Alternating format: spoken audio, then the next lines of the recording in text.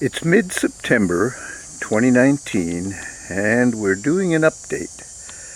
An update video on the Rogner Family Barn and now museum. The front of the barn now features, along with some steel wheels, the old pump, the old shallow well hand pump. The entire interior of the barn has been all rewired and all LED lighting throughout. This first alcove, when you come in to the door and to your immediate left, features the story of 600 years of the Rogner family from its start in southern Austria in the 1420s all the way through their last generation that owned in Germany and Bavaria, and then the first generation that came to America and came to Frankenmuth in 1852, all the way through current. On the opposite side, we begin with the first generation and the gentleman who built this barn, George Michael Rogner, always went by Mike. And this is the second barn. The land was purchased by his dad, Michael Adam, and the two oldest boys came to settle turn it into a farm in 1875. In 1883, his brother married a gal in the area, and George Michael bought his brother's share and then built the house a year later that Pat and I still live in the summertime now. So the house that we're going to be seeing photos of as we go through the barn, the house was built in 1884 for the 1885 marriage of George Michael to Elizabeth Reinert. Note all of the items here include the items that were used to build this barn. Everything from a felling saw to crosscut saws, cant hooks, different drills that were used for the post beam construction, as well as later on for dynamiting stumps, etc. All the hand tools, we have planes from wood all the way through more current metal ones. We have chisels. We have brace and bit sets. And then finally, even some hand drills from the era. Now there's a couple of other folks that need to be recognized with respect to the items that are in the barn. One of those is Wayne Rife, who donated his personal collection as well as the items that came out of his family's barn some years ago when the barn was trashed by a tornado in the area. The second generation here is my grandfather, Bill, and this represents a little bit of his history, as well as my grandmother, Katie, who was a German descendant of the families that had helped to settle for Catherine the Great while she was Empress of Russia. My grandmother was born in Russia, but came to this country at the age of 5 along with her siblings and some of her siblings and her parents. They were migrant workers who worked across the U.S. and kids continued to be born in different areas. But she ended up marrying my grandfather when he was about 23 years old. And they had only one child. That was my dad, Erhard, who was born in 1915. My grandpa Bill lost his right arm at age 21 in a thrashing machine very similar to the one you see in this print, which is now featured on the wall. Bill was never one to let a little thing like losing his right arm slow him down, so he fashioned his own hook. I remember growing up watching him repair things with these tools. And continued to lead a very productive life, helped in the construction of our first home along with my wife Pat. You'll also see in these photos that Bill was the one with his cornet now resting on his left leg because he learned to play. He was a trumpet player, but switched to a cornet and learned to play with his left hand. So he continued to play.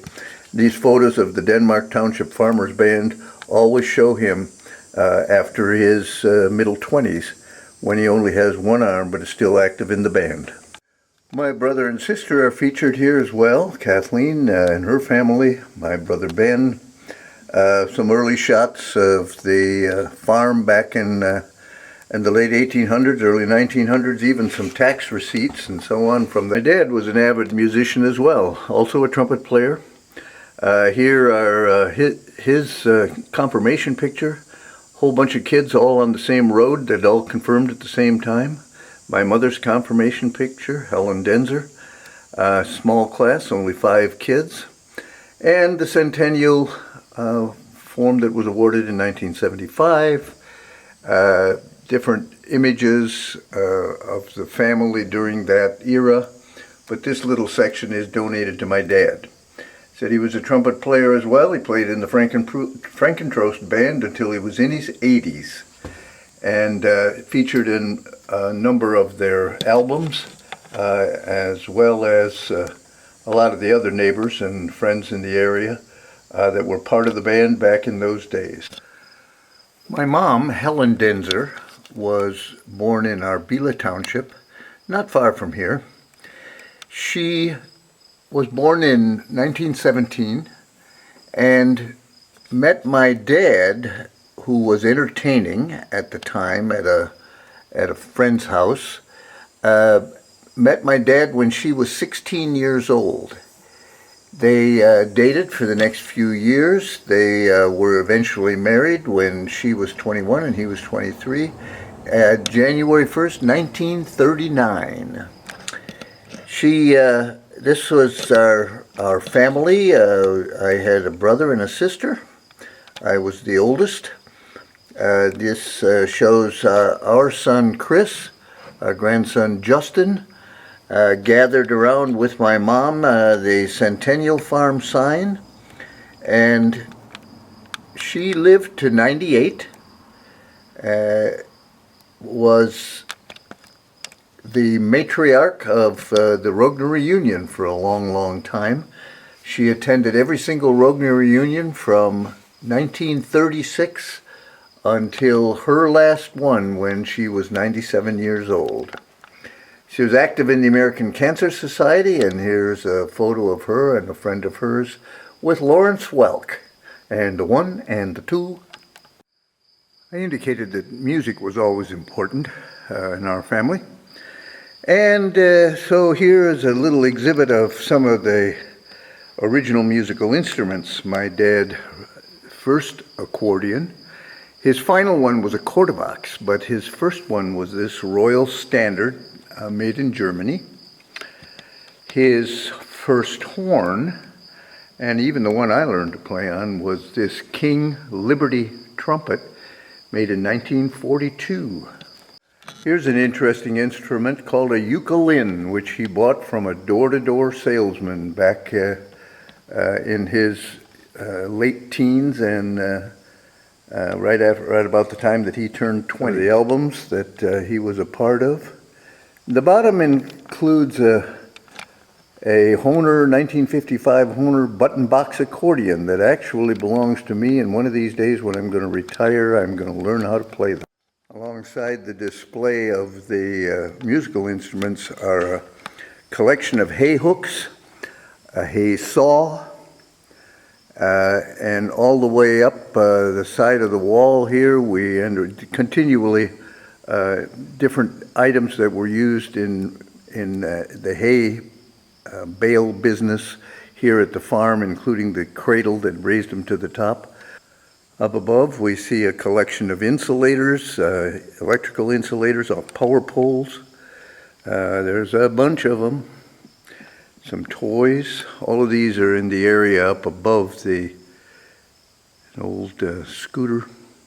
A tricycle that was Wayne Rife's dad's tricycle, a wooden framed tricycle. Some old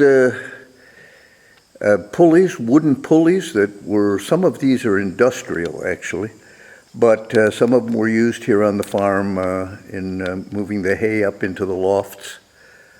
Some old carling cases and some soda cases, wooden soda cases and bottles. This wall features some items like ice cream makers, 2 different sizes. Some of these items and the signs were a gift from another friend, Stephanie Schwarzendruber. The interesting thing about the De Laval cream separator, and you see it here as well as the cream can and so on. The sign above that is a bit rusty and tough looking came out of the ground here at the farm.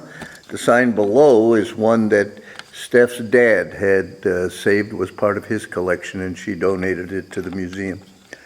There are horseshoeing tools, as well as shoes from the draft horses that were here. A complete collection of every conceivable size of oiling can. Most of those came from right here at the farm. Some shovels, a collection of shovels, ancient antique shovels. Forks, whether they be wrought or cast, all different types and sizes of forks. My great-grandfather's sister married a local gentleman, lived in the Detroit area. Their daughter married a CPA from Saginaw. And this is a collection donated by his daughter, or granddaughter actually, and they are metallic buttons that were small game fishing and hunting licenses from the late 20s and early 30s. She donated those to the cause. I grew up with the old vise and all the blacksmith's tools. There's a little story about the portable anvils that we used around here on the farm. These items are small machines that were used around the farm. My mom and grandmother used this bean picker in the wintertime to separate seed beans and culls. There are 3 different corn shellers here. The one on the left was donated by Neil, but came from the old Hecht farm. The one in the center is the one that was here, and the one on the right is a donation from Wayne Rife and the Rife family farm. This is a clipper cleaner, which is a fanning mill. They made them in all sizes. A.T. Farrell in Saginaw built this machine. Made them in all sizes, including ones at local elevators that are a commercial grade. This one always sat here at the farm and was used to clean beans, wheat, a number of different grains. A bag cart, or a bag scale that was next to it, was used here at the farm as you sold beans, etc. Above that, first of all, next to it is the bicycle built for 2 that my parents took along to Texas every winter. Huffy bike for 2. Some egg crates, complete with each of these are 12 dozen egg crates, an egg basket for picking eggs. We always had chickens here on the farm. Grain scoop, hand cultivator, bottling tool, different galvanized watering can, a coffee pot, metal pots for growing or for cooking when you had a big crowd during thrashing time. Collection of miscellaneous interesting license plates and tools. Many of these came with unique automobiles or trucks. And came with the vehicle because they were unique in how they had to fit a certain tight spot, etc.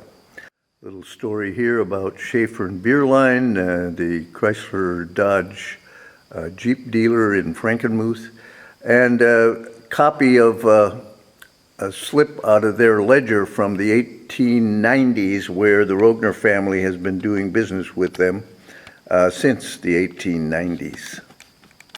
Photo of some of the inventive geniuses that made this country great.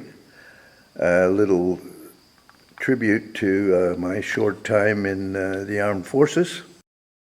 This photo of my grandfather at the wheel of his dad's 1908 Buick, three of his sisters in the back seat, in front of the old hotel that burned in 1912 in Richville. This photo is the centerpiece for this collection of license plates that begin in 1910, license plates from every year in Michigan, beginning in 1910, including the plate that came off of that particular car in 1910. Miscellaneous other items here include a kraut slicer, an old kitchen cupboard complete with the metal drawer on the bottom, old typewriter. There's a collection of antique or vintage albums, and we have about 250 records out here, beginning with about 200 of them that are 78 RPM that we'll talk about in a couple of seconds, but also some classic 33s. The little John Deere is what Wayne Rife started riding as a youngster. The tricycle next to it is Wayne Beerlines and his brothers, all of whom are the neighbors who now take care of the Rogner farm, and also what they learned to ride on when they were kids. Here's an antique crock with some kraut stompers, some antique tractors, toys, metal toys that go back to the early 40s. Collection of steins, most of them from Germany, but one that was a gift to my dad by the Frankentrost Band, one that celebrated the 150th anniversary of the Lutheran Church here in Richville, where my wife and I were married. Here's a wash tub and a wringer. Above the clothes wringer, we see a collection of the antique gun that my grandfather used as his deer hunting gun rifle. Some duck decoys with glass eyes, supposedly those are classics. Wooden cartons that cartridges came in, shotgun shells, a bottling metal or a wooden crate that from the Grilly Brothers Bottling Works, wooden bucket, some of the original items that were my grandfather's. This is Grandpa Denzer, my mother's dad, was an avid hunter and fisherman. Featured a nice print of ringneck pheasants, and then if you drop down here, you'll see Ken with his first ringneck and his first shotgun when he's about 12 years old. This sea chest was from my Grandpa Denzer's side of the family and was an original that the family came here on. And this entire wall is dedicated to my grandfather Denzer. The penny scale from the front of his building, the sophisticated scale that was used in the locker plant. He was a butcher, an auctioneer, the mayor of Reese for a number of years. This montage of photos is his beginning with his christening and all the way through most of his life up until his 80th birthday. He passed away when he was 82. Some of his butchering tools, his auctioneering tools, and the bicycle that he rode around Reese during the 16 years that he was the mayor of Reese. There's an interesting collection, many of these came from Wayne Rife, an interesting collection of washboards. There are a dozen or so, all different washboards. Antique regulator clock and a couple of sleds from my youth and my dad's youth.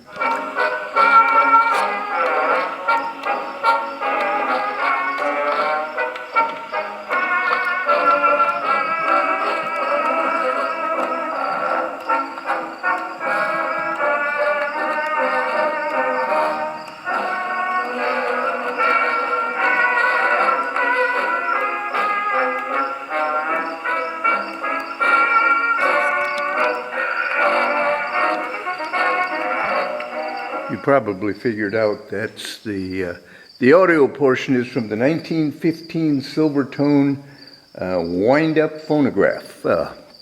Out here, and the chairs next to it are theater chairs. Across the aisle are a complete collection of kitchen items, including fine china. Some of these came right out of my mother's kitchen and my grandmother's. Some of them were Wayne's collection, Wayne Rife's collection. Here's a photo of his great-grandfather and a little story about the entrepreneurial side of Wayne Rife's ancestors. Collection of crocks and crockery. The cast iron train, Uncle Sam, who drops the pennies into the Treasury Department. And above there, some additional clear insulators and a toy truck. Just letting you know that we're really serious about the long-term future here. This is the next room that will be developed in the spring of 2020. It will be called Neighbors' Barns. At the moment, it just warehouses an entire bunch of items that we don't have room to display at the moment, and all of these came from Neighbors' Barns. Part of the reason for shooting this video is insurance purposes, which Kurt Bender asked me to do, but a part of it is just to share the progress as it's happening here at the Rogner Family Barn Museum.